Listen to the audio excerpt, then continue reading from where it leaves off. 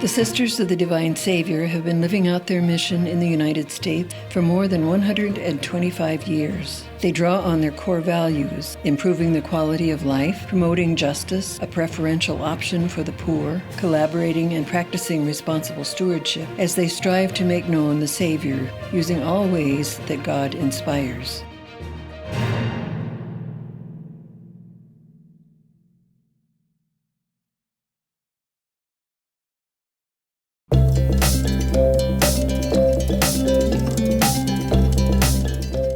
The education Sister Mary Lee Grady received at Sisters of the Divine Savior-sponsored Divine Savior High School was enough to inspire a lifetime of ministry and service. As a student at Divine Savior, I had some wonderful teachers in Latin, French, and German. And I would say the fact that I always wanted to be a teacher, and the teachers I had in those areas were excellent teachers. That's part of what motivated me to look at the Salvatorians. I had a different community in grade school, a teaching community, but there was something about the Salvatorians that hit me that the other community didn't have. And I believe it was the gentleness, the compassion, the forward-looking Salvatorians whom I had as teachers at Divine Savior. And while Sister Mary Lee has had many ministries in her 60-plus years as a sister, she's remained physically and emotionally close to her old high school. So I started out teaching at Divine Savior High School. My undergraduate degree is Latin, French, and German. I also have a master's degree in counseling, and I'm certified as an addictions therapist. So I have ministered in all those areas. I loved high school teaching, and I still do volunteer time in campus ministry at Divine Savior Holy Angels, and thoroughly enjoy that. Having a Salvatorian sister as a resource to the campus ministry office serves to prepare the next generation of faith-filled women to face the world. The Salvatorian mission really speaks to the heart of young people in a way that is really important in our culture today, and her presence in this office helps us to translate the spirit of the Salvatorian mission into all the little programs that we have in a way that we couldn't without her. And I'm really grateful for Sister Mary Lee's presence here. After a long life of ministry, Sister Mary Lee is yet again adding another role to her resume, Provincial Vicaress. It was a surprise to me, I can tell you that, to be elected to leadership once again. It was shortly after being elected to our leadership team that the new provincial, about to be provincial, approached me and said, "I would like to have you as the vicaress." I could see no reason to say no. The brain still works most of the time. I feel I can work well with our new provincial, and I think we will be a good team together.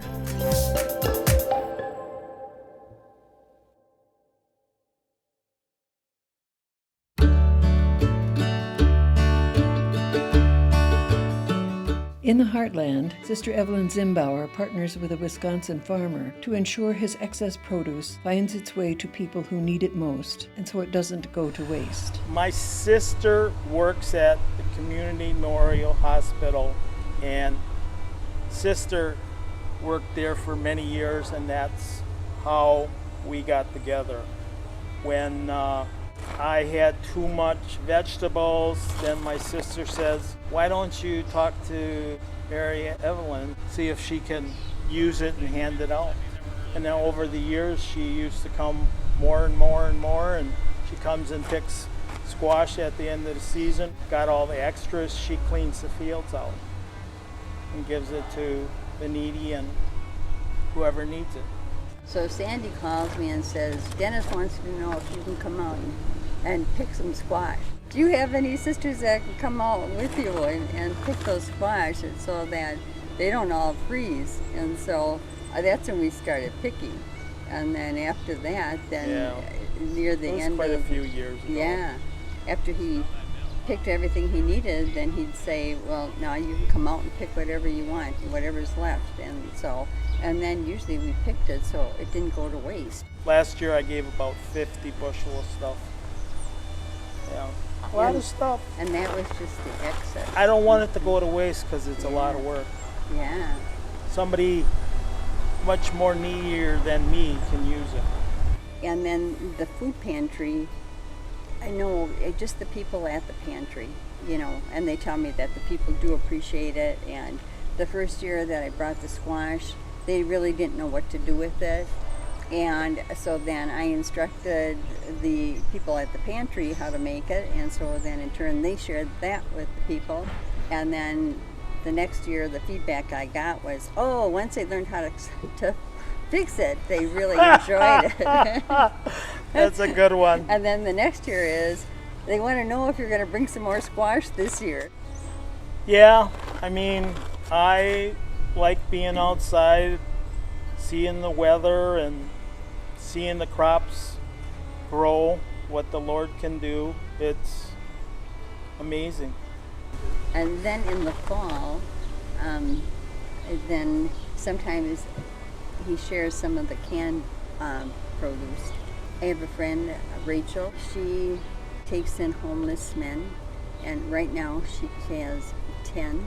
She basically cooks for them, does their wash, whatever else. And so Dennis generously shares some of the canned produce with her also in the fall. Rachel is one of the recipients of some of Dennis's produce. So I usually take some to her as one of the first people, and that to help her provide nutritional food for the men that she cares for. I was going to say it takes a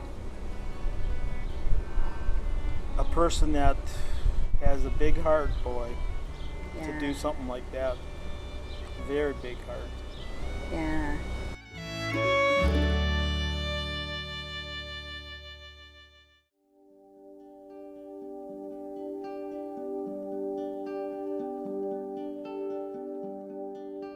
Sister Elizabeth Vetter isn't only a Salvatorian sister, she's also a registered nurse.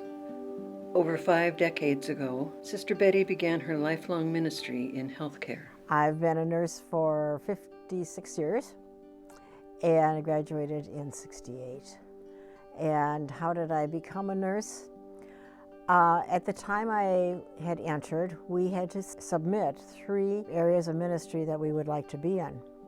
And that was then given to our provincial team. We got our papers back and it said, I'm going to be going into nursing. I went to Marquette nursing program and I graduated from there, and I've been a nurse all these years since. She's worked as a missionary and geriatric nurse, but her medical and spiritual backgrounds didn't meet until her time in hospice nursing. I had an experience one day in the hospital with this woman was dying, and her daughter came in, and the mother started talking to the daughter, and she said, I had this wonderful experience, what it was like after death. And her daughter said, oh, great, to herself. And she says, Mom, what was that experience like? And Mom was kind of looking up at the ceiling, and she said, it was just so beautiful, so beautiful. I didn't know if I wanted to come back. And her daughter tried to tell her, well, what was beautiful? What was the experience like?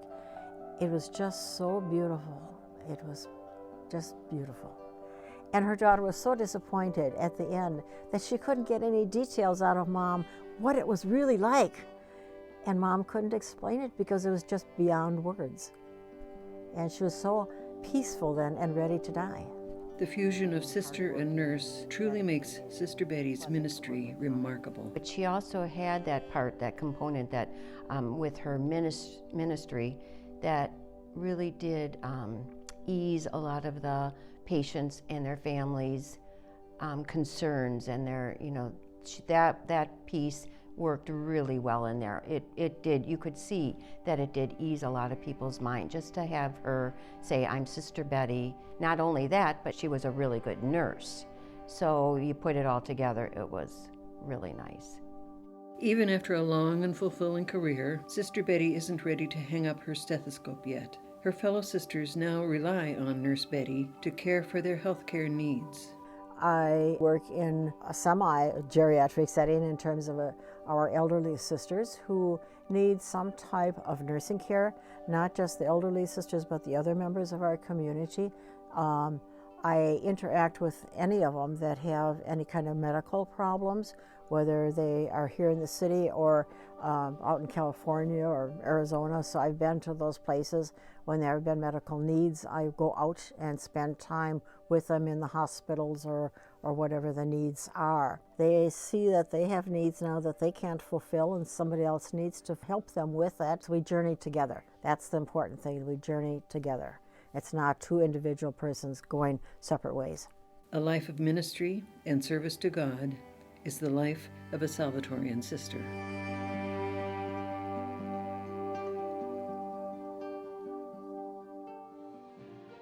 Like our Salvatorian sisters who serve in 26 countries worldwide, our sisters in the United States answer their call to ministry to make known the goodness and kindness of Jesus our Savior.